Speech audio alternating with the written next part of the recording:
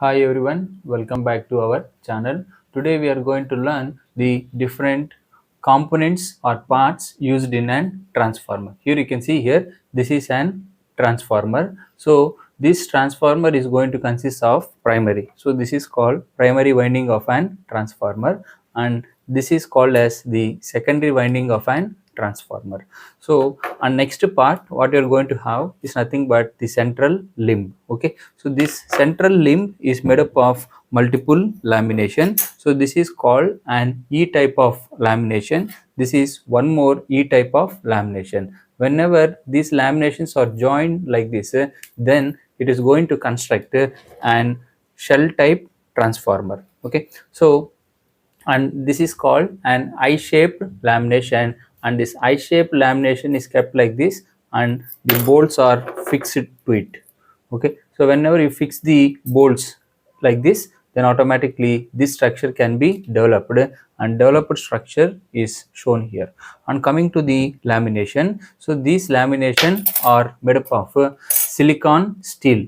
So the distribution transformer, they are made up of CRGO steel, but this is made up of silicon steel. And here you can see here the silica percentage in this material. Here you can see here, so this material is getting attracted. You can see here, this is having the magnetic properties. So the magnetic properties is only 4 percentage, and the steel percentage is 96 percentage. So therefore, when you have the silica percentage of 4 percentage, then it has magnetic properties. Therefore, when you give the supply, this will act like an carry of magnetic field, and it has high permeability. Okay, so this is how the laminations are made. And you can coming to this lamination, the purpose of this lamination is to reduce hysteresis losses as well as the eddy current losses. Here you can see on this transformer, and varnish paint is there. Okay, so this is nothing but the varnish paint. So the purpose of this varnish paint is to reduce eddy current losses as well as the hysteresis losses. So here see here, so all the laminations like this, the laminations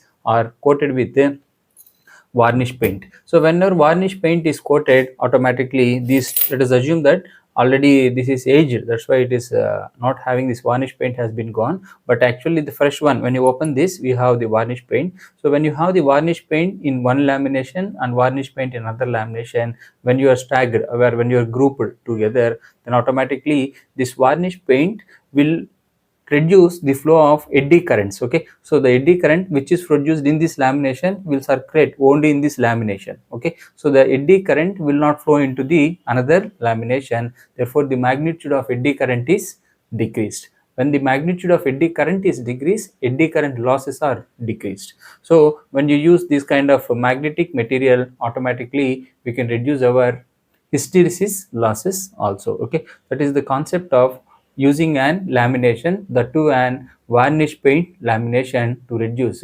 hysteresis losses as well as the eddy current losses. So this is all about the type of lamination we used in an transformer. So coming to this transformer, so this transformer, so these two terminals, okay, you can see here, these two terminals are acting like an secondary, and the bottom, at the bottom you can see here, a thin wires are there. This will act as an primary. In the primary, we are going to give 230 volts, and automatically current magnitude is less. Therefore, these are made up of thin wires.